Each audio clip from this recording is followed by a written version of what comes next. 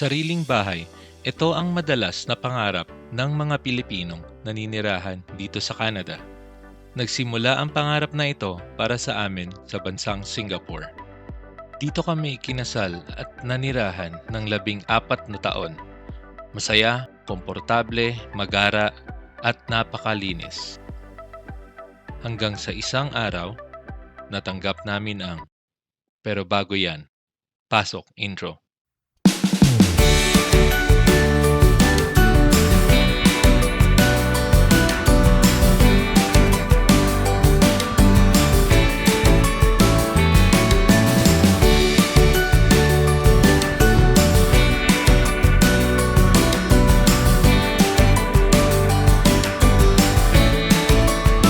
At ito na nga, natanggap namin ang approval na ito. Pinakamahirap na desisyon, pero nagiging madali pagkasama ang Diyos at pamilya. At wala pang 2 taon sa Canada, Hello, fam! Welcome to our home! Come on in. So, here, yung mini entrance namin. Usually, hindi namin ito nagagamit kasi lagi kami sa garahe nag-start. Pero, dito makikita nyo, meron kaming parang coat closet, ganyan. Lalo na pag winter, very useful ito. And dito sa side na to, ginawa ni Lawrence na mini office kasi work from home nga siya. At alam niyo naman yan. So, ito yung nest niya pag nagtatrabaho. And ito, may malaki siyang window dito na makikita niya yung view sa labas, yung courtyard namin. So, medyo nagre-relax, nakaka-relax din naman. And dito, tinatawag dito sa Canada na mudroom. So, mudroom kasi dito yung mga boots nyo, lalo pag winter, kasi mga, ayan, ang dami naming winter jacket kasi nga winter ngayon. Tapos mga goodies niya namin for the kids. So, dito naman, sa likod ng pintuang ito, ang mechanical room namin. So, dito Bahay. makikita So, yung makikita niyo furnace. mga furnace, ganyan. I-on ko ba? Kasi And- ginawa na rin namin medyo Yeah. tambakan. Furnace siya and water heater. So, nandito niyo makikita lahat. Electronics. And from here, ito yung garahe namin. So, meron kaming double garage dito sa townhouse namin. So, here. Yeah. So, kasyang-kasya ang dalawang sasakyan. Kasi, dalawa yung sasakyan namin. Kasi nga, pag may work ako, it's na yung ginagamit ni Lawrence para hatid sundo yung mga bata. Lalo ngayong winter, very useful. Yan. Yep. So, So, ayun. semi-storage din na meron sa taas. Yan. Okay, that's it Yeah. for the garage. First floor. So, dito naman tayo sa second Yeah. floor. Na minsan nga nag-uusap kami at nakakapunta kami sa ibang bahay. Siyempre sina Davon and si Lian gustong laging may toys. Eh, yung sa ibang bahay, May basement. laging may basement. So, yun yung request ng mga anak ko ngayon. So, paakyat na tayo papuntang second Second floor or the main floor. So, ito yung second floor namin na pag-akit nyo, ang makikita nyo muna is yung powder room na tinatawag. So, very ano siya? Very cozy. Maliit lang. pero Very sakto lang functional. talaga. Useful. Ito ang toilet room na pinakagamit sa bahay. Oo, so, kasi ito yung nasa main, so dito lagi halos. Yeah. So, may visit dito din. Kasi itong maliit na door na to, Yes, yung pang cleaning. dito namin tinatagay yung mga pang-cleaning. Tapos, siyempre dito na rin yung konting stock room, yung mga tissue and everything. And ginawa ko pala sa pagdating namin, gusto ko na monitor ko siya from the phone. So, in-upgrade ko yung heating gadget to a Google Nest. Nest. Yeah. So, tuntua yung mga bata dito kasi nakikita nila may sun, may cloud, tapos may Yeah. number kung how many That's degrees. right.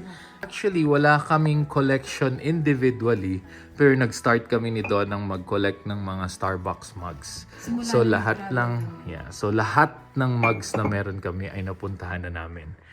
And madami kaming mugs pa na kay Mama sa Pilipinas kasi Oo, kasi sa Singapore. nag-travel kami ng Singapore, ng Japan, ng Europe. So sobrang dami at hindi namin madala. Oo. So nakatago siya sa isang box. Yeah.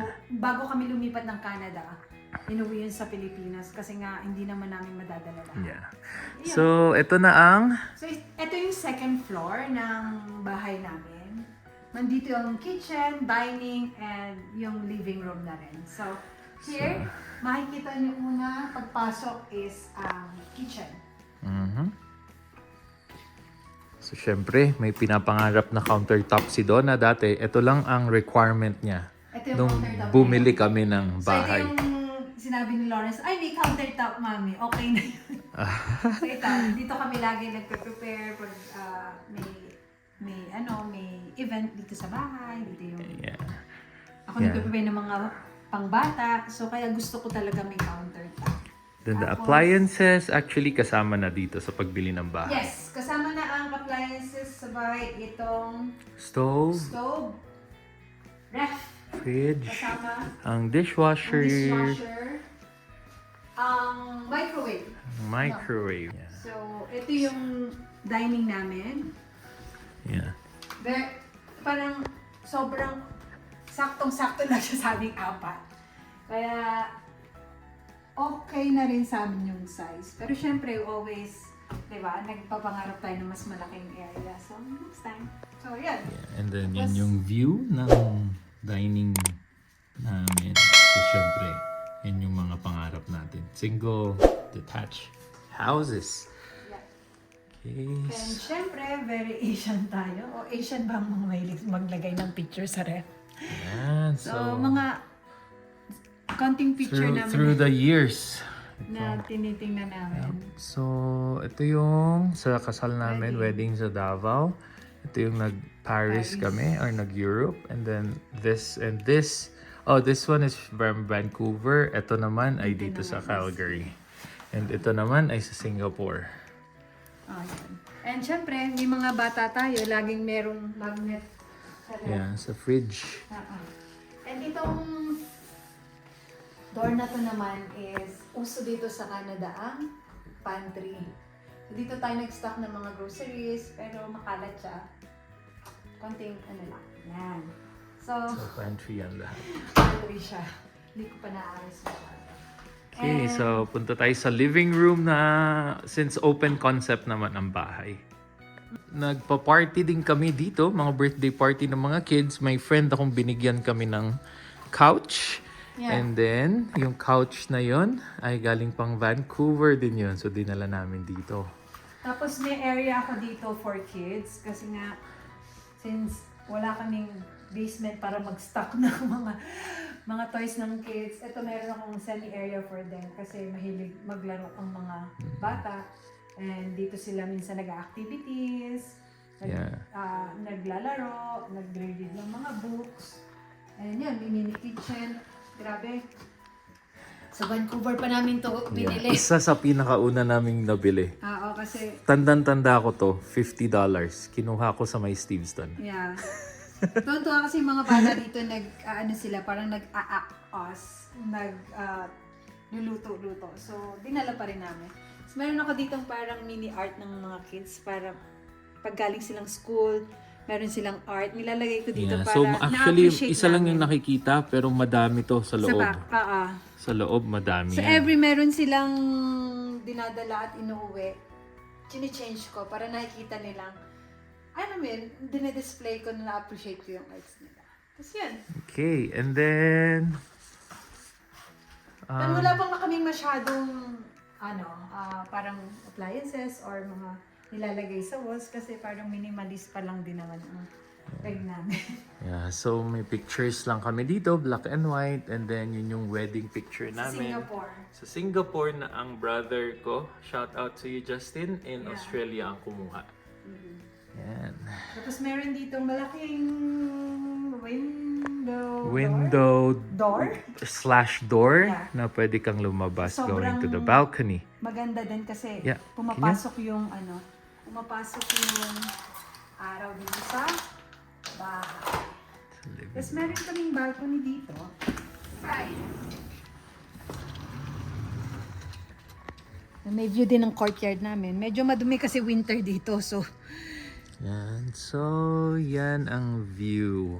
And nung last time, nag-Aurora Borealis. Yan, sobrang kitang-kita Oo, nandito. that's So, may right. mga pictures din kami nito na dyan.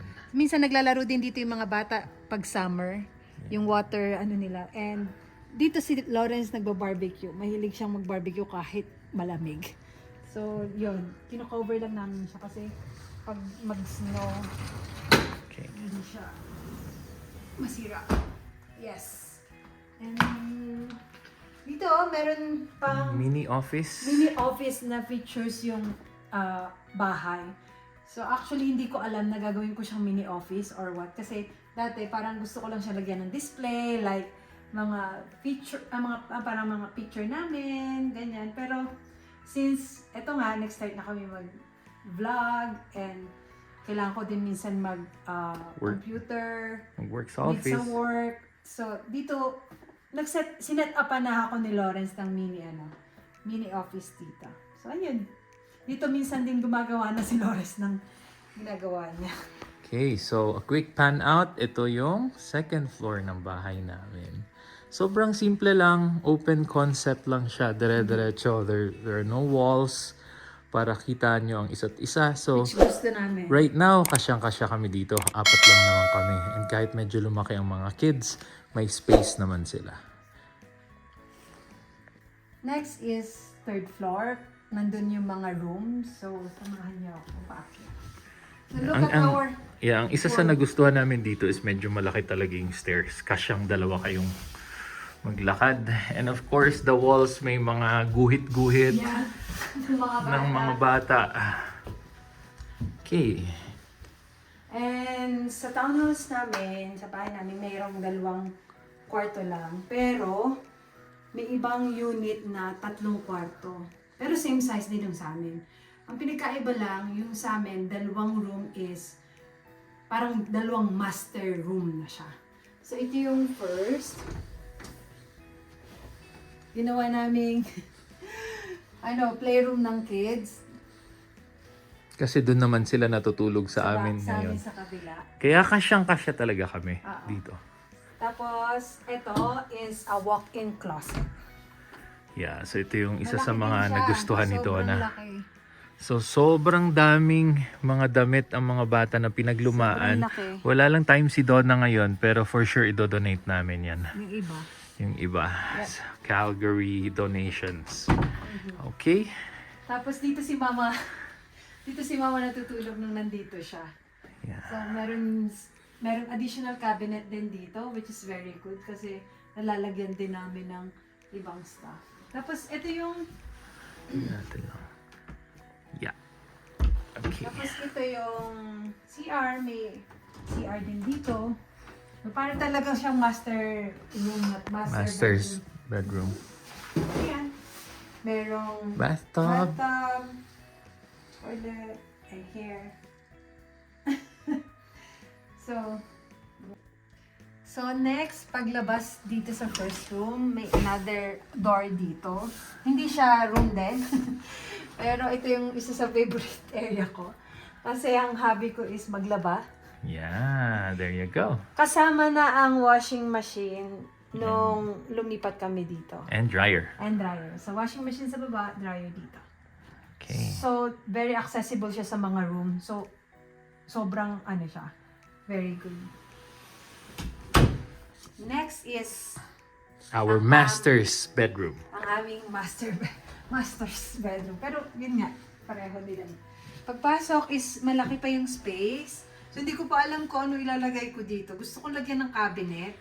Kaya tumingi kami sa IKEA last weekend ba? Oo, parang ganun. Kasi nga, ang laki pa ng space niya, pwedeng lagyan ng cabinet, lagyan pa ng mga anik-anik natin. And this is the space na meron kami for our bed and yung hindi ko nagagamit masyadong anong tawag dyan, Dad? Makeup vanity. Yeah, vanity table. Yeah, kasi nga yung baby girl ko, pag naglagay ako ng makeup dyan, alam niyo na ang mangyayari. So, hindi ko siya masyado nagagamit. So, meron kami mga pictures dyan. think all from Vancouver. Vancouver and Seattle. Nung bumisita kami sa Starbucks. Then may malaki kaming window dito. Yep. Na makikita nyo is yung courtyard pa rin namin. Okay. Tapos gusto ko din kasi may sunshine na pumapasok sa room namin. Kaya binubuksan ko siya every morning. And from here, the door na to is walk-in closet din. Parang ayoko na siyang buksan kasi magulo siya. Daddy. It's okay. Malaki din siya parang sa sa kabila. Pero yan, Yeah. walk-in closet din siya. And next is may attached toilet din tayo. Dito. There you go. So may bathtub din siya. Here. Medyo maliit lang din, pero yeah. Halos same silang dalawang room. And yeah, this is for our master bedroom. So para sa amin, sobrang kontento kami kung ano yung first na nabili namin bahay dito sa Canada. Kasi nga, sakto lang sa amin, tsaka maliliit pa yung kids. Kaya, pag medyo lumaki ng mga bata, syempre ang target pa rin namin is, ano daddy? A single detached Single house. detached house. So Pero yun hopefully, nga. mangyari soon. Mhm. But kung hindi soon, kontento naman kami sa bahay namin ngayon and masaya kami. At yun yung importante. Mhm. So, that's all for our house tour.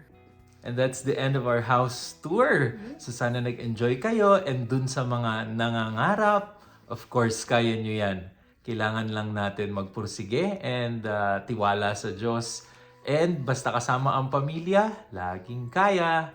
This is where we end our video. Please Yes. don't forget to like, share, And and subscribe and add your subscribe. comments below. And dun sa mga nag-comment dun sa cost of maintaining the house, thank you so much. Salamat sa mga And nag-comment. yeah, madami kaming napulot na aral actually doon.